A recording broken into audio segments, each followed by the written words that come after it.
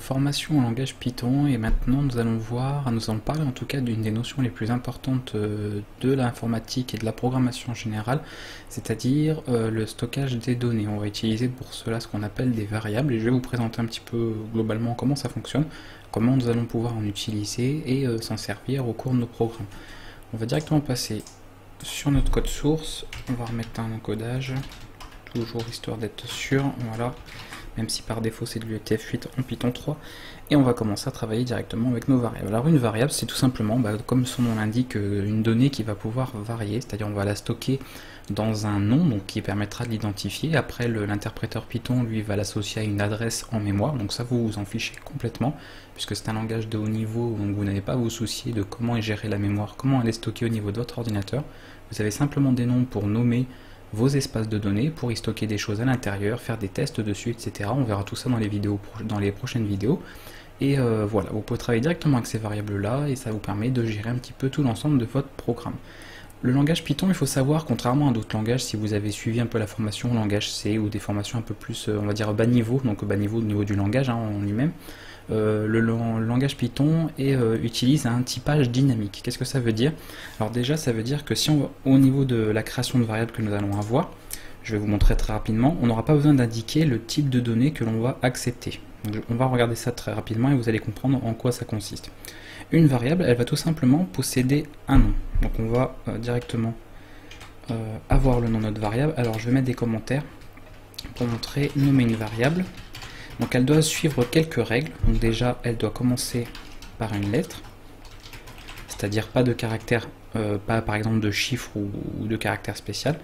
Donc nommer une variable donc, doit commencer par une lettre. Elle doit également ne pas contenir, alors ça je vais le mettre, de caractères spéciaux.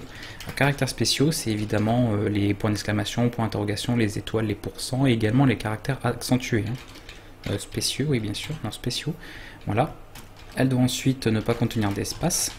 Sinon vous aurez un nom qui sera en deux mots, donc ça ne va pas aller au niveau de l'interprétation de votre programme. Et voilà, globalement au niveau des règles. Par contre, vous pouvez utiliser les underscores. Je rappelle que c'est le tiré du bas, le tiré du 8. Donc pas de tirer, le tiré du 6, vraiment l'underscore, le souligné en fait, vous pouvez l'utiliser pour faire vos variables.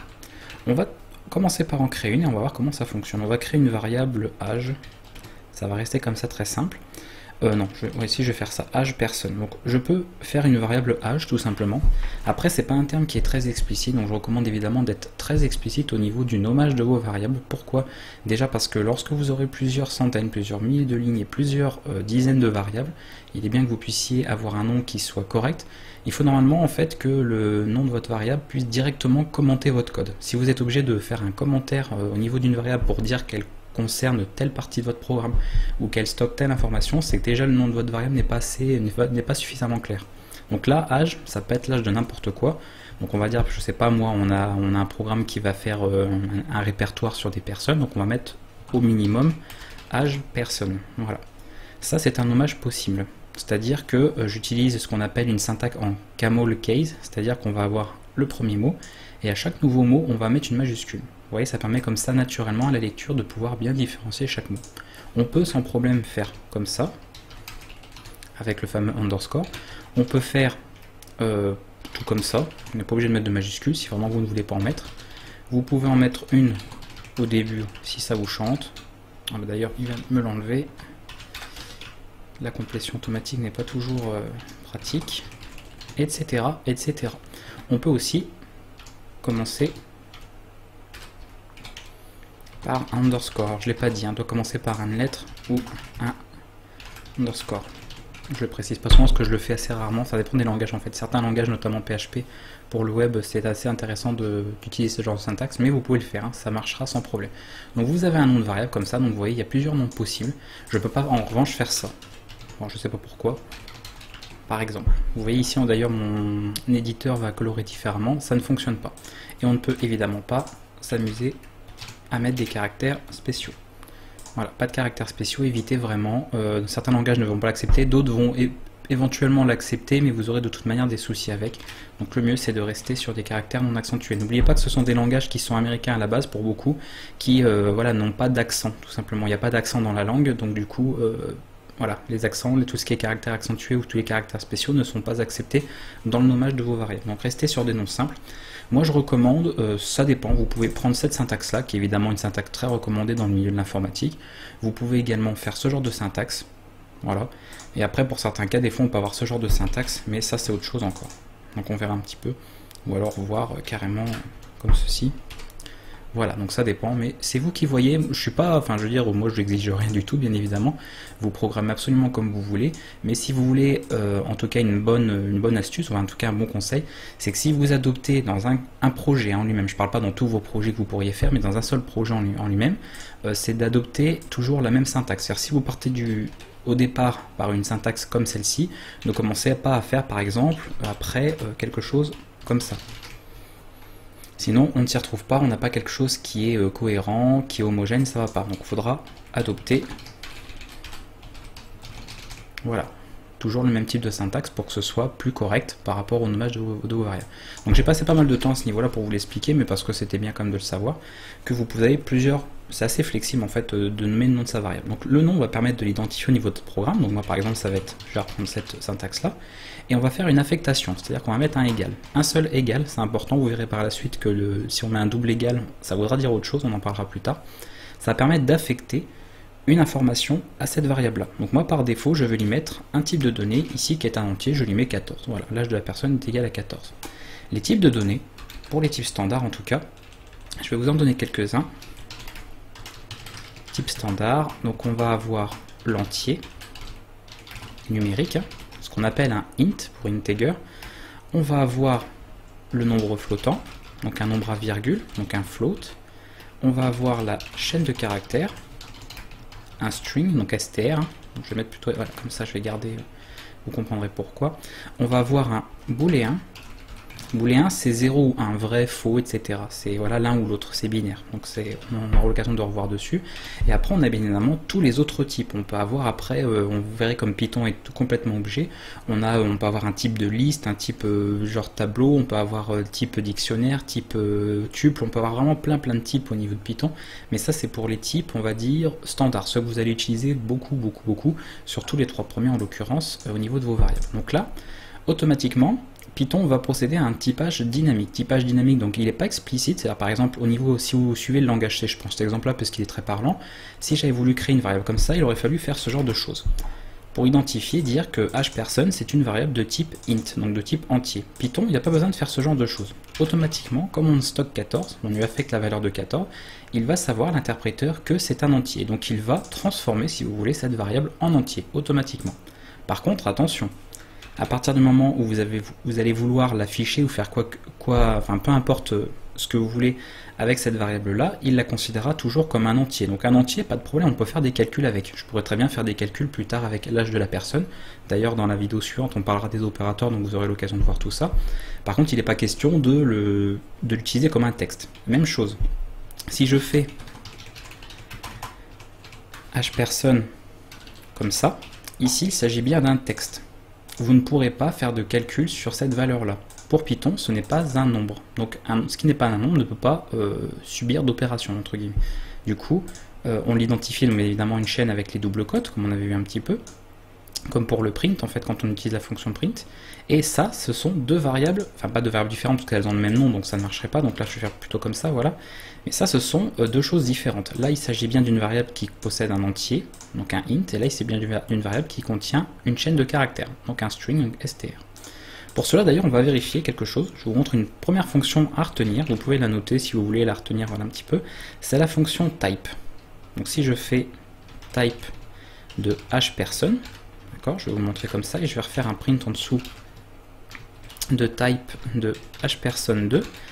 Vous allez voir qu'il va m'afficher, en fait, type, c'est une fonction qui retourne tout simplement le type d'une donnée, donc une variable, etc., un objet ou autre. Donc on va regarder ça. On va faire, hop, Python. Voilà. Donc là, il vous met ce genre de ligne. Alors c'est normal, hein, c'est un affichage, il vous met que c'est de classe, puisque je vous rappelle qu'en Python, tout est objet, mais vous n'y êtes pas encore. On n'a pas encore parlé de tout ce qui est programmation orientée objet. Donc considérez pour le moment, voilà, qu'on parle de type et pas de classe. Vous voyez que le premier est bien un int et le deuxième est un str. Pourtant, j'ai mis des nombres dedans. Donc c'est vraiment deux choses distinctes. Donc voilà comment on fait un entier, voilà comment on fait une chaîne de caractères. Pour un nombre flottant, ça peut être tout simplement comme ceci. On met un point, toujours en informatique, le point pour représenter la virgule, et c'est tout. Pour un booléen, on va avoir par exemple continuer partie à true ou bien à false. Vous remarquerez qu'on met une majuscule au niveau du mot ici. Dans certains autres langages, on n'en met pas. Ici, on en met une. Voilà. Donc ça, c'est à retenir. Niveau booléen. Donc ça, c'est globalement pour les 4 choses comme ça qu'on a à voir. Les autres, on les verra par la suite. Vous aurez l'occasion éventuellement de les utiliser dans vos projets. Il faudra les voir à ce moment-là. Mais pour le moment, c'est tout ce qu'il y a à retenir. Après, il y a des types différents de nombres. C'est-à-dire que là, je stocke un nombre décimal, mais je pourrais très bien stocker un nombre hexadécimal. C'est-à-dire de la forme, bon là, ce serait pas un H du coup, mais 0x, je sais pas moi, FAT5B8. Voilà. Un nombre hexadécimal comme ça, avec 6 chiffres en l'occurrence, hexadécimaux. On pourrait stocker de l'octal également, en mettant un 0 devant, 0,705, etc. On pourrait faire aussi une variable de type long, c'est-à-dire qui est un peu plus grande au niveau de l'espace qu'elle peut accorder qu'un entier, etc., etc. Et avec J, je crois que c'est pour les nombres imaginaires, si je ne dis pas bêtise, donc là on rentre dans les mathématiques. Donc tout ça, je ne vais pas vous faire le détail, parce que ça va dépendre complètement de vos projets, et il y en a beaucoup d'autres, donc si je commence à vous faire le listing, c'est juste complètement inutile à l'heure d'aujourd'hui, là où vous en êtes. Par contre, si un jour vous avez besoin, je sais pas, de manipuler des nombres hexadécimaux, faudra regarder au niveau de la documentation de Python comment que ça se met en place. Vous verrez qu'il suffit de rajouter un petit 0x et ça devient un identifiant pour l'interpréteur Python qui saura que vous manipulez de l'hexadécimal. Comme ça, vous pourrez travailler comme ça dessus. Donc je vais revenir sur mes exemples. Retenez en tout cas ces 4 types de données: l'entier, le nombre flottant, la chaîne de caractères et le booléen. Ce seront les plus utiles. Du coup, on a vu comment afficher le type d'une variable. Nous, ce qui va nous intéresser, c'est afficher une variable. Ça me paraît logique. Maintenant que vous savez créer des variables, vous savez comment ça fonctionne, à quoi elles servent, on va pouvoir afficher leur valeur. Pour afficher la valeur d'une variable, on utilise ce que vous avez appris jusqu'à maintenant, c'est-à-dire print, la fonction pour afficher quelque chose, donc sur la sortie standard, en l'occurrence ici, le terminal. Et au lieu de dire, je vais afficher un texte comme ici, bonjour, je ne veux pas afficher un texte, je veux afficher le contenu d'une variable. Donc on enlève les double cotes, il ne s'agit pas d'une chaîne, vous allez voir pourquoi. D'ailleurs je vais les laisser au début pour vous montrer. Mettons, je vais afficher l'âge de la personne. Allez, je vais faire comme ça. Automatiquement, si j'exécute mon programme, il va m'afficher âge personne, puisque je lui dis d'afficher le texte suivant. Donc c'est exactement ce que Python fait, il fait exactement ce que je lui demande. Donc n'oubliez pas, pour afficher une variable, de ne pas avoir les double cotes. Automatiquement, vous voyez, ce n'est plus du texte, et là, je vais pouvoir afficher la valeur. Il n'y aura pas de souci à ce niveau-là. Alors rappelez-vous, print affiche toujours les données, en tout cas quand ça ne pose pas de souci, sous forme, il est considéré en fait comme une chaîne. C'est-à-dire à un moment où print ici l'affiche, l'âge de la personne est une chaîne de caractères. On verra pourquoi, on verra après en quoi ça peut poser problème, surtout quand on va faire de la saisie de données juste après. Donc tout simplement, un petit print, vous mettez la variable que vous voulez et vous pouvez l'afficher. Maintenant, si vous voulez la compléter avec un texte, vous pouvez mettre le texte, donc on va faire âge de la personne, comme ceci, et vous mettez une virgule. Python va faire un espace, là vous voyez je ne mets pas d'espace avant la fin du texte, puisque Python va faire un espace entre la phrase ici et la valeur de la variable. Donc n'en mettez pas, c'est un peu, voilà, au début on n'est pas toujours habitué selon certains langages, où il faudrait les mettre, les espaces, donc là en Python pas besoin. Et on teste et vous voyez qu'il met âge de la personne 14. D'ailleurs j'aurais même pu faire ça, hop. Voilà, d'accord. Donc vous pouvez sans problème associer comme ça du texte avec une variable. Et on peut ensuite continuer du texte derrière. Si je veux mettre un point, allez, mettons, voilà, tout simplement. Vous voyez, ça va fonctionner. Par contre, il met un espace, évidemment. Donc ça, c'est un petit peu on va dire, le petit point, le petit bémol par rapport à ce système d'affichage, comme ça, qui permet de concaténer à la fois de la chaîne de caractères et la valeur de variable. On va voir une autre méthode juste après, ce sera un petit bonus, je vous la donnerai comme ça, même si on n'a pas encore vu de l'objet, mais ça vous permettra comme ça d'afficher proprement des choses au niveau des variables. Je vais vous la montrer maintenant d'ailleurs, puisque après on va parler de tout ce qui est, on va commencer à voir d'autres choses pour la saisie de données, donc on va le voir maintenant. Vous pouvez faire tout simplement, alors en Python on en reviendra plus tard, vous savez que tout est objet, vous avez vu d'ailleurs il a mis tout à l'heure que ça c'était de classe int, ça c'était de classe str, etc. Et comme tout est objet, eh bien, chaque objet a des propriétés, donc ce qui permet de le définir, et il a également des méthodes, c'est-à-dire ce qu'il peut faire. C'est un petit peu les services qu'il peut vous rendre. Une chaîne de caractères, elle a certaines méthodes, donc des fonctions, en fait, ce sont des fonctions de classe, qui vont lui permettre de faire certaines choses. Et il y a une fonction très intéressante sur les chaînes qui s'appelle format, et qui va permettre de formater du texte. Comment ça va fonctionner? Eh bien, je vais pouvoir faire ça. Alors, je vais je vais faire une variable intermédiaire pour que vous puissiez pas trop être perdu, parce que ça va faire des concaténations un peu compliquées et vous risquez de ne pas comprendre. Je vais mettre donc l'âge de la personne et là je mets des accolades, vous voyez, ouvrante, fermante, je mets rien dedans, d'accord, et le prix, alors c'est un peu bizarre hein, peut-être comme affichage de données, mais c'est pas grave, et de nanana euros. Donc vous imaginez en fait, vous faites toute votre phrase, et à chaque endroit où vous voulez normalement afficher la valeur d'une variable, ce qu'elle contient, vous mettez des accolades comme ça, une petite boîte, j'appelle ça une boîte, et on va pouvoir remplacer ce qu'il y a dans toutes ces petites boîtes. Donc, vous voyez, c'est facile à lire naturellement, on comprend très très bien ce que l'on veut faire, et ensuite, on va tout simplement faire, donc on va l'utiliser directement, là en fait, un format. Donc sur tout ça en fait, texte, donc je vais faire print, je vais dire t'affiches le contenu de texte, et sur texte, comme c'est une chaîne de caractères, vous le voyez au-dessus, je vais utiliser une méthode dessus, donc une fonction en fait des chaînes de caractères qui s'appelle format. Donc ça, si vous ne comprenez pas encore l'utilisation des méthodes, etc., ce n'est pas grave, on ne l'a pas encore vu. On n'en est vraiment qu'au début de la formation, on le verra bien plus tard, donc vous en faites pas, c'est le petit bonus que je vous donne maintenant, vous pouvez l'utiliser bêtement en fait pour le moment, comme ça, tel que je vous l'ai montré, sans forcément le comprendre. Par contre, vous en faites pas, vous le comprendrez par la suite et vous pourrez voilà, vraiment l'utiliser comme il faut. Et là, format va prendre en paramètres, dans l'ordre des bulles que vous avez ici, et bien les variables sur lesquelles il faut mettre les valeurs. Donc la première c'est l'âge, donc âge personne, virgule, ici, le prix hors taxe. Tout simplement, vous voyez, il va faire un remplacement. Ça, il va le mettre là-dedans, la valeur, et ça, il va le mettre là-dedans, à chaque fois. Donc il faut, si vous avez deux boîtes, hein, entre guillemets, vous aurez donc ici deux variables dans la fonction, enfin dans la méthode format. Et là, on peut directement afficher. Alors il vous met name text, oui effectivement, puisque j'ai oublié, j'avais appelé ça en français, voilà, donc c'est pas grave, une petite erreur d'inattention. Et là il met encodé caractère, alors, toc toc toc toc, ça va être peut-être mieux, non plus, position 5, ah pardon, non, c'est pas ça qui va, je fais des bêtises là, attendez, voilà, je vais enlever le symbole euro, il va pas être content. Voilà.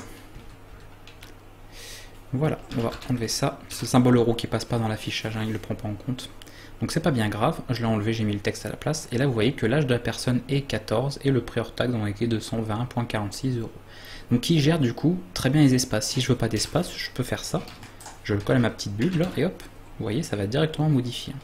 Donc ça c'est vraiment super, ça formate vraiment le texte comme vous voulez. Alors ça, vous voyez, je l'ai fait en 2 lignes, c'est peut-être un peu plus long. Il y en a qui préféreront une méthode plus raccourcie. Bah, au lieu de passer par une variable intermédiaire, vous pouvez directement prendre ce qu'elle contient. Et moi je fais ça, ça va beaucoup plus vite, c'est-à-dire qu'on n'utilise pas de variable, on fait ça. C'est un peu moins lisible, mais ça fonctionne en tout cas.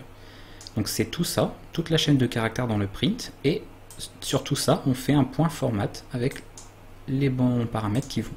Et ça fait exactement la même chose, hein. Pas de problème à ce niveau-là.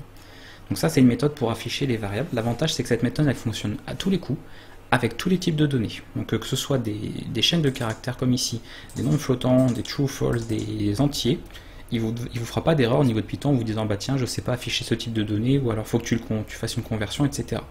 C'est là tout l'avantage et vous allez voir que ça va être utile pour la suite. Du coup, alors j'espère que je vais pas trop vite, hein, parce que je vais pas faire une vidéo trop longue, parce qu'il y a quand même pas mal de choses, hein, au niveau des variables, donc je préfère aller de pas trop traîner non plus, mais je veux pas non plus, je vous dis, balancer ça rapidement.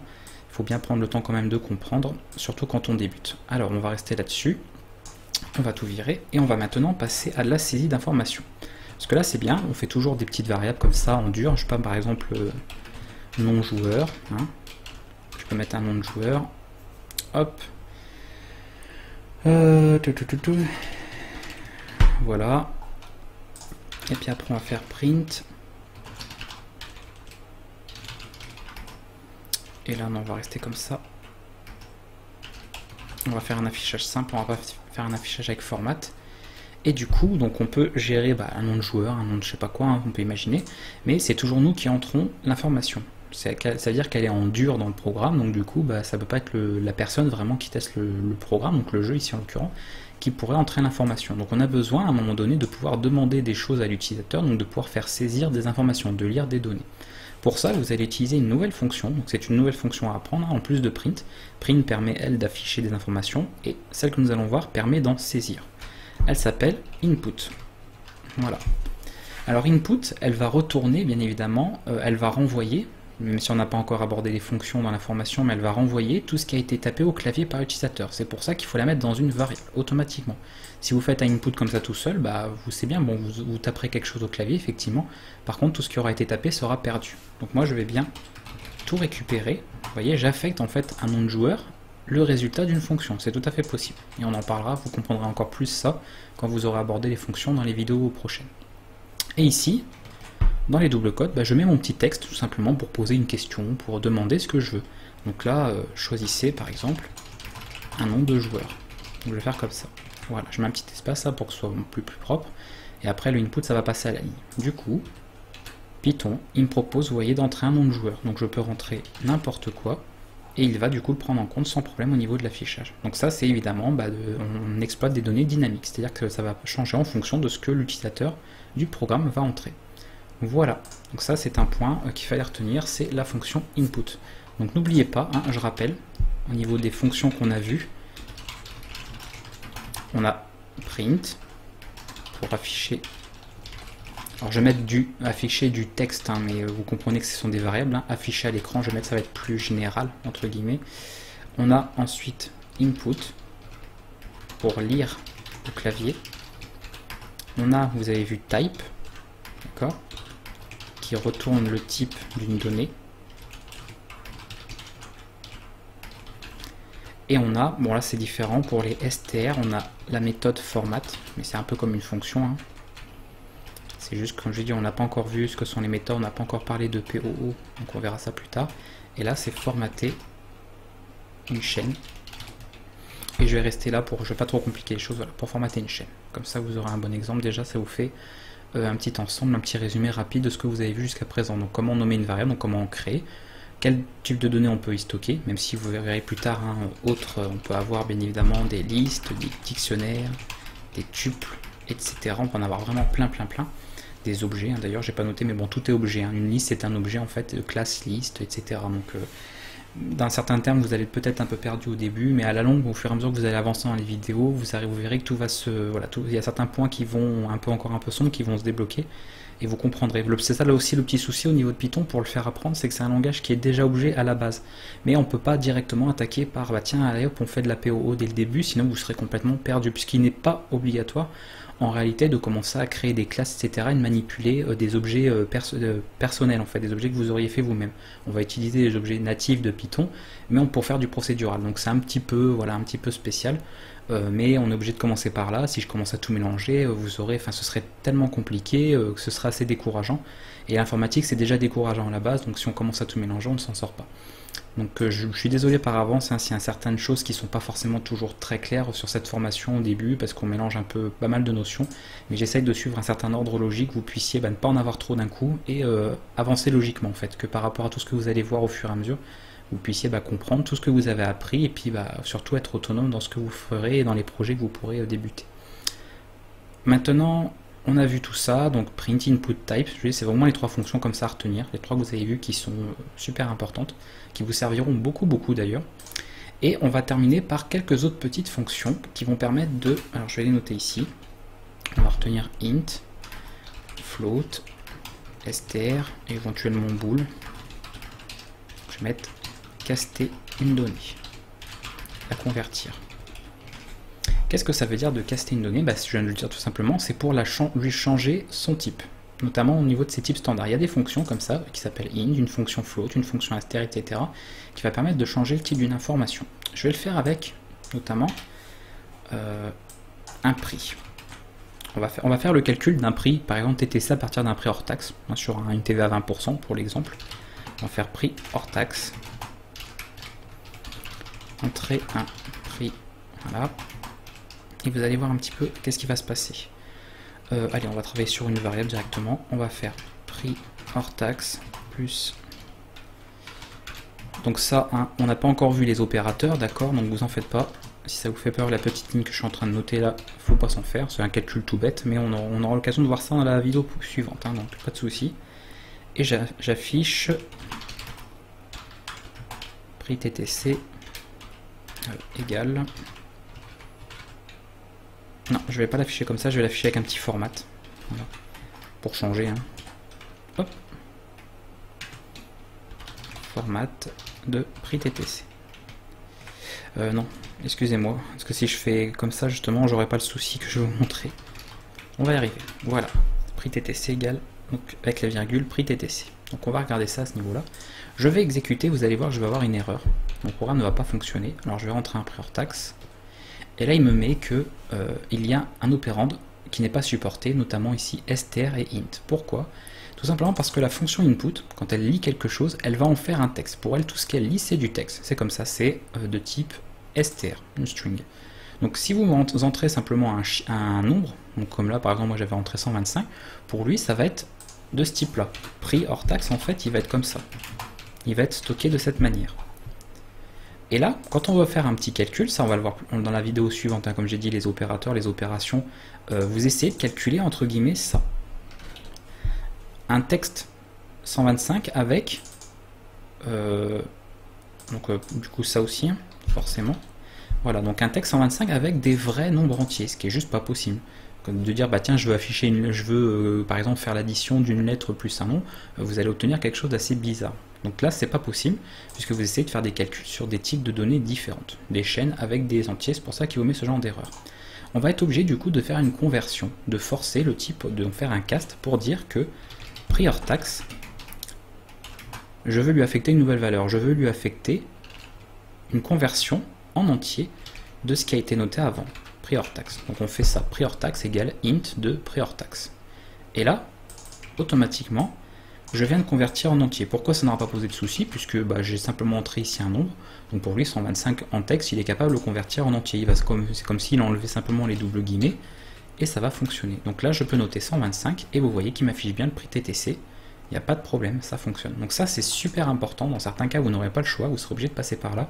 Et bien souvent, quand vous, au niveau du input, vous attendez un nombre, un entier ou un flottant, il faut faire un cast derrière. Alors après, on verra comment gérer les erreurs avec des try-catch, hein, comme on fera de la gestion d'exception, puisqu'on ne peut pas s'amuser à faire des castes comme ça sans vérifier qu'il n'y a pas eu de problème. Hein, on n'y va pas comme ça à l'aveuglette, mais pour le moment, de votre niveau actuel, c'est tout ce que vous pouvez faire. C'est-à-dire, à partir du moment où dans un input, vous demandez un entier, un nombre, donc un nombre en l'occurrence, quelque chose qui n'est pas du texte, vous réalisez ensuite un cast derrière. Comme ça, vous le convertissez bien dans le format de données que vous voulez, et à la fin, vous pouvez faire ce que vous voulez dessus. N'oubliez pas que les calculs comme ça, de ce genre, on peut ne le faire qu'avec des floats ou des entiers. Vous ne pourrez pas faire ça avec des chaînes de caractères.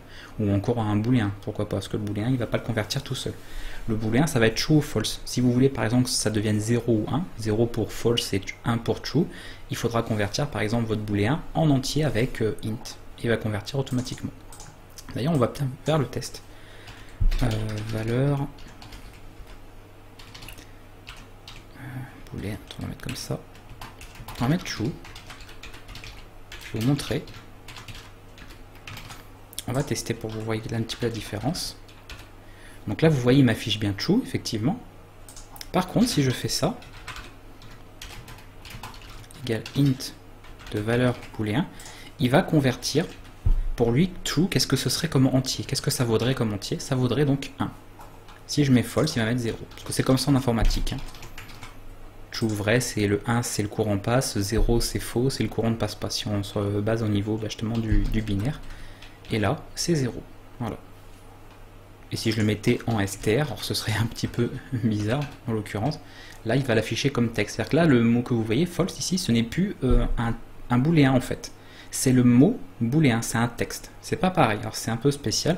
C'est-à-dire qu'après, plus tard, si je veux faire des tests dessus, vérifier par exemple quelque chose est faux, il va pas dire que c'est faux, il dira bah oui, le texte est égal à F-A-L-S-E, avec un F majuscule en l'occurrence.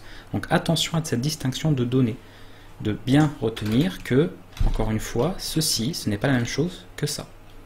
Et que ça, ce n'est pas la même chose que ça non plus.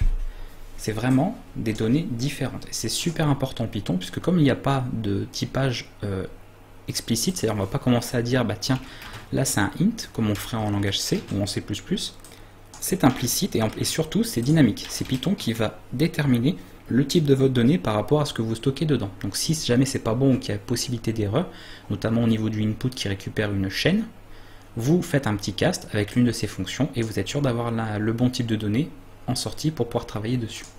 Voilà, je pense avoir fait le tour. On a vu comment nommer une variable, on a vu à quoi elle servait, hein, stocker des informations, on va pouvoir faire varier ce qu'elles contiennent. On le verra par la suite, hein, je vais garder ça pour la vidéo suivante pour les opérateurs, on verra comment modifier les valeurs des variables. Il suffit simplement de raffecter une nouvelle valeur comme on l'a fait rapidement là, dans les exemples que je vous ai montrés. Il n'y a rien de compliqué, mais on ira un petit peu plus loin. On a vu les types standards, grosso modo, même si je ne me suis pas trop attardé sur le type long et les types imaginaires ou ce genre de choses. Et on a vu, on a refait un petit rappel sur les fonctions que vous avez vues jusqu'à présent et les nouvelles notamment, hein, que ce soit le input, le type. Donc vous en avez vu beaucoup, mine de rien là. En une vidéo, il y en a plein de nouvelles. Et puis éventuellement celle-là, si vous voulez la retenir, pour ceux qui, hein, pour les plus courageux ou ceux qui veulent, qui sont un peu plus impatients encore, retenez celle-ci également, cette méthode, la format des chaînes de caractères. Comme ça, vous pourrez formater du texte sans problème. Voilà, je pense avoir fait le tour de tout ce que je voulais vous montrer ici. Alors je réfléchis, hein, je fais un petit peu le tour de tout ça parce que c'était tout ce qui était sur les variables, voir si je veux pas trop empiéter sur les vidéos suivantes. Mais normalement, globalement, je vous ai parlé un petit peu de tout ce qu'il y avait à savoir et de tous les types possibles. Vous avez vu comment afficher des variables, vous savez du coup comment travailler avec. On verra dans la vidéo prochaine comment faire des opérations, donc manipuler des opérateurs pour faire des calculs ou simplement faire des modifications, des choses comme ça.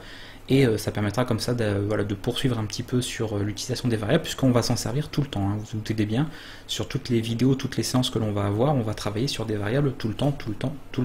Donc retenez tout ce que je vous ai dit là, hein, par rapport aux variables, par rapport aux conditions pour nommer une variable, les types et surtout comment convertir les types de données si jamais il y a des problèmes d'affichage notamment, avec print par exemple, ou input, le fait qu'il récupère que des chaînes. On se retrouve nous pour une prochaine vidéo, j'espère en tout cas que ça a été suffisamment clair, qu'on aura abordé un petit peu le maximum à ce niveau-là. On se retrouve dans une prochaine vidéo, je vous dis à très bientôt et bon courage pour la suite.